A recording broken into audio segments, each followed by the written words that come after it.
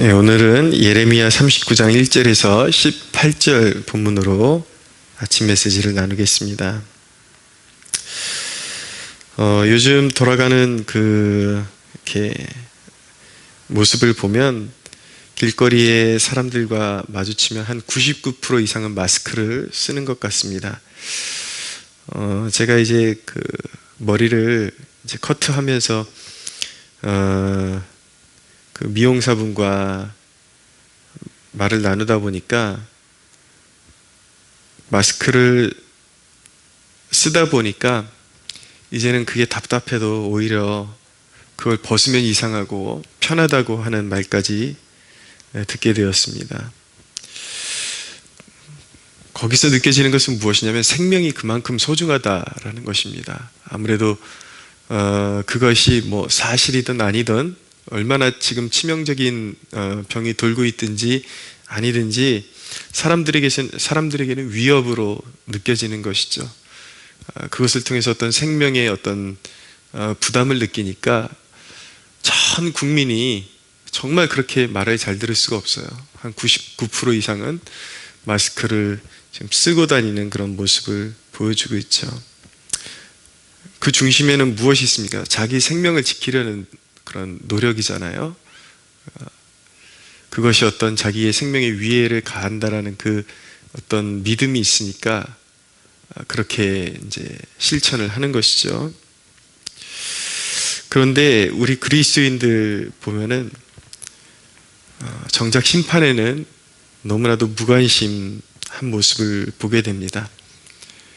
안 믿는 사람들이야 말할 것도 없죠. 믿는다고 하는 사람들조차도 어쩔 때는 사람들이 마스크를 그렇게 챙기는 믿음만큼이라도 우리 그리스도인에게 하나님의 말씀에 순종하려는 의지가 삶에 묻어 있는가 심한 의심을 가질 수밖에 없습니다.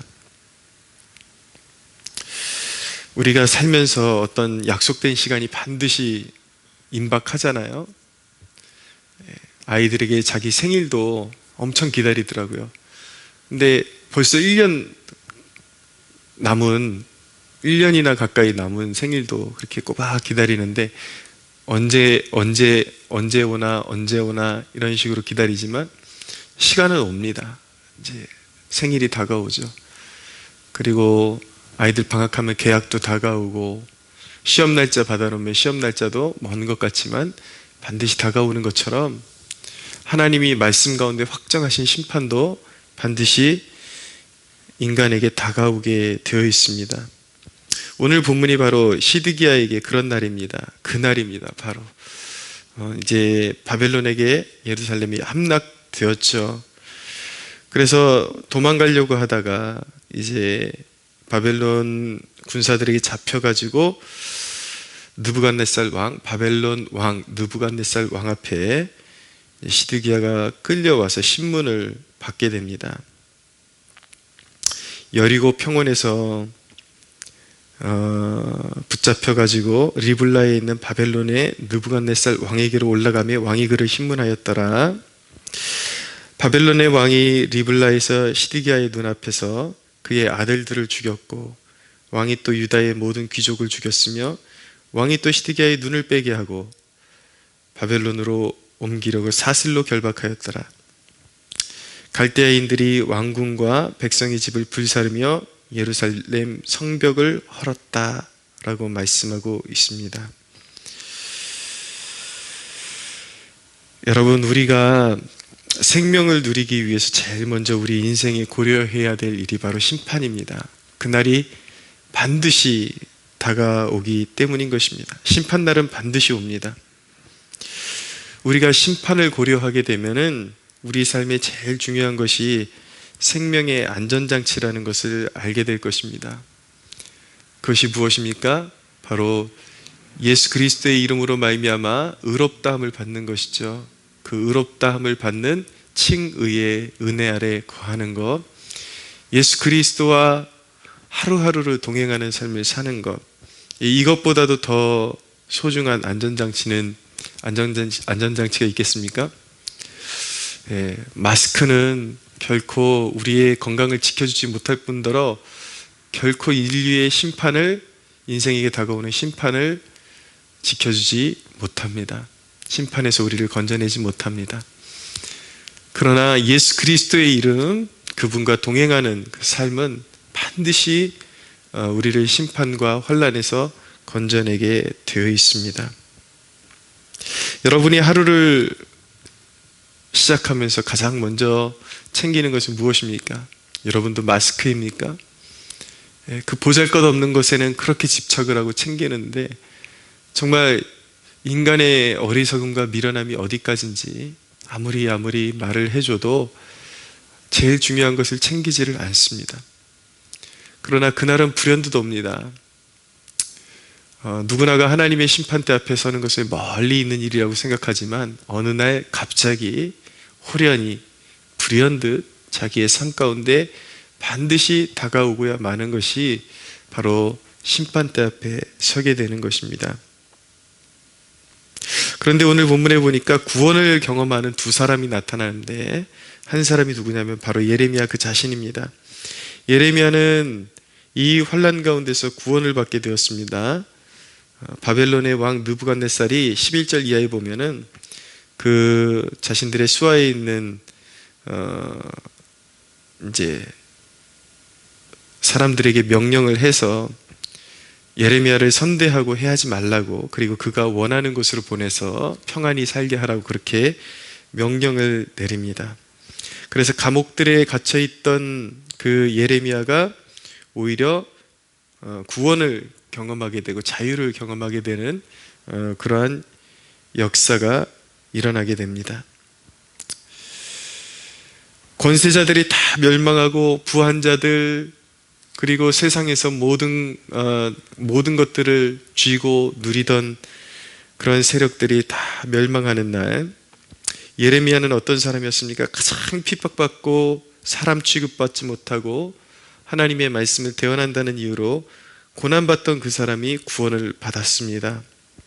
예레미야 1장 10절에 보면 너로 말미암아 여러 왕국을 뽑고 파괴하며 또 건설하고 심게 하실 것이다 라고 하나님께서 예레미야에게 말씀하셨는데, 그의 인생을 보면 전혀 하나님의 말씀과 하나님의 축복과 어울리지 않는 그런 인생을 하루하루 살아왔습니다. 하루하루가 버겁고 사명을 내려놓고 싶고, 그런 가운데서 또 하나님의 음성으로 격려를 받고 일어서서 또 예언하다가 또 갇히고 이렇게 수모를 당하고 죽을 고비를 넘기고, 그런데 결국은 그에게 하나님께서 하신 말씀대로 되었습니다. 열국을 뽑는 사람이 되었죠. 결국은 그가 예언한 대로 유다는 망했고 이스라엘은 철저히 망했고, 그러나 거기가 끝이 아닙니다. 지금 이제 바벨론 왕국도 이제 예레미야가 선언한 대로 언젠가 반드시 망하게 되어 있습니다. 그리고 역사가 그것을 증언하고 있죠. 철저하게 바벨론도 망했죠. 그리고 그를 건설하고 심게 하시는 인물로 세우신다고 했는데, 그의 입술에 주신 예언의 말씀대로 주후 70년에 이제 유다는 다시 포로 귀환을 맞이해서 예루살렘 성전을 다시 세우는 그러한 역사들이 있게 되었습니다.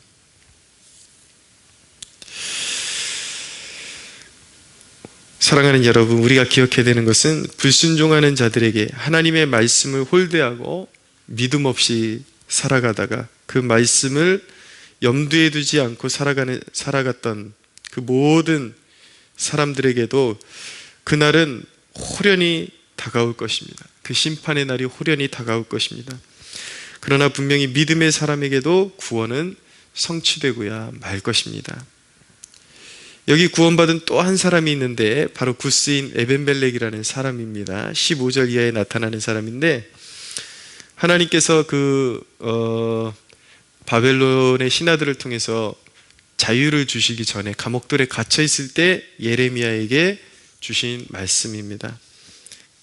너는 가서 구스인 에벤멜렉에게 말하기를 만군의 여호와 이스라엘의 하나님의 말씀에 내가 이 성에 재난을 내리고 복을 내리지 아니하리라 한 나의 말이 그날에 너의 눈앞에 이르리라.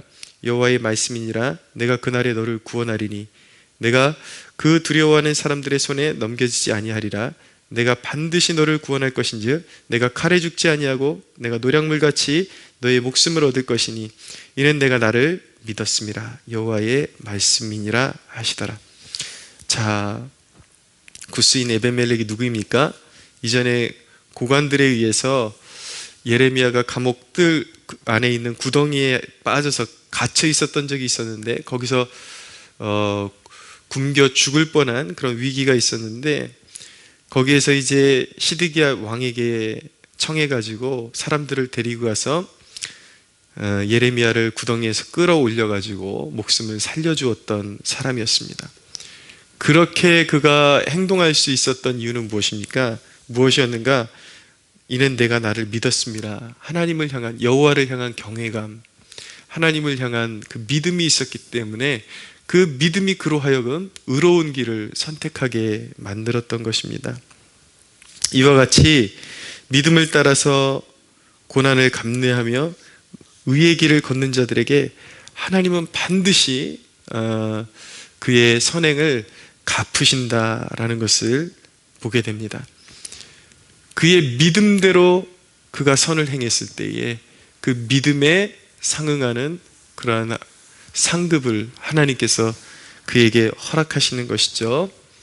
이렇게 하나님의 나라의 일에 그런 어떤 사람들의 평판에 그런 흔들리지 않고 의의 길에 서고 하나님의 편에 서는 자들, 그리고 하나님의 이름을 위해서 고난받는 자들을 위해서 함께하는 자들의 그 노고와 수고를 하나님께서 기억하시고 반드시 갚아주신다라는 것을 배우게 되는 것입니다. 저는 이런 말씀을 묵상할 때 하나님 앞에 간구하고 기도드리는 제목이 하나 있습니다. 우리 교회가 개척하면서 서오는데 결코 우리의 힘으로 설 수가 없었습니다. 전적으로 하나님이 하셨지만 그 전적인 하나님의 역사의 도구가 되어서 저마다 크고 작은 일에 헌신해 주시고 또 도와주신 그런 성도분들이 계십니다. 또 우리 교회 성도분들도 있지만 더 많은 그 비율적으로 저와 무관한 사람들, 또 우리 교회에 무관하셨던 외부인들이 그렇게 많이 도움을 주셨어요. 그래서 크고 작은 헌신을 통해서 우리 교회가 지금까지 이렇게 서올 수 있고 또 이렇게 서가고 있는데, 기도할 때마다 그런 기도를 드리곤 합니다. 우리 교회에 작은 못 하나라도 박아주신 그런 사람들이 있으면 하나님 축복해 주십시오.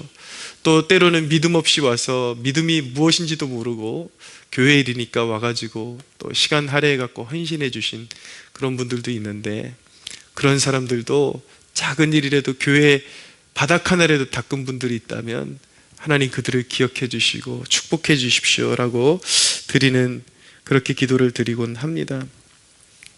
하나님께서 여러분들의 그런 어떤 이런 난세 가운데 교회를 생각하고 모두가 교회를 등한시하고 교회에 등을 돌리고 있는 이 시대 가운데 여전히 교회를 사랑하고 교회의 작은 것 하나라도 그렇게 헌신하려고 하고 그런 어려움 상황 가운데 목회의 여정을 이어가는 그 과정 가운데 작은 짐 하나라도 같이 감당하려고 했던 그런 여러분들의 노고와 수고, 그 마음 반드시 기억해 주시고 갚아주시리라고 저는 믿습니다. 자, 여러분은 믿음의 길로 걸어갈 수도 있고 또 적당히 세상 눈치 보며 세상에 줄 서서 걸어갈 수도 있습니다. 어린아이들을 보면 옳지 않은 것을 알면서도 힘이 센 아이들, 그리고 더 쪽수가 많은 아이들 편에 서서 함께 해야 더 폼이 나고 또 괴롭힘을 당하지 않기 때문에 그 길로 같이 걸어가는 아이들이 있거든요. 마치 그런 아이들의 모습이 성장에서도 좀 다른 모습으로 계속해서 이어지는 경우들도 있는 것을 보게 됩니다.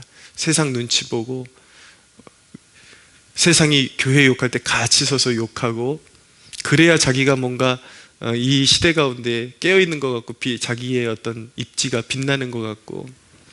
그러나 여러분, 그 길로 걷지 마십시오. 제가 여러분이라면 믿음의 사람이 있지 말아야 할 자리에서 박차고 일어서겠습니다.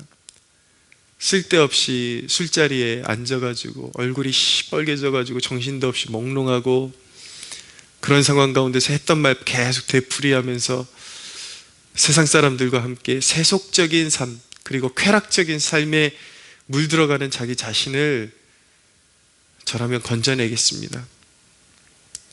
그리고 여전히 신앙의 자리에서 멀어져 가지고 그냥 영상으로 대충 예배 때우고 세속적인 삶을 살아가고 세상에 푹 묻혀갖고 살아가는 사람이 있다면 저라면 당장 미루지 않고 신앙 회복의 길을 가장 먼저 찾겠습니다. 그래서 좋은 교회 찾고 또 함께 할 수 있는 그런 신앙의 공동체에서 같이 몸담고 사람들과 교제 나누고, 여러분 그것만큼 가장 중요한 일이 어디 있겠습니까? 심판은 다가옵니다. 하나님께서 우리의 믿음의 진위성을 파악하십니다. 그리고 우리가 행한 대로 갚으십니다. 여러분의 선택은 무엇입니까? 오늘 이 질문 앞에서 심도 있게 고민해 보시고 여러분들에게 합당한 길을 찾아내는 복된 여러분들 되시기를 예수님의 이름으로 축복합니다.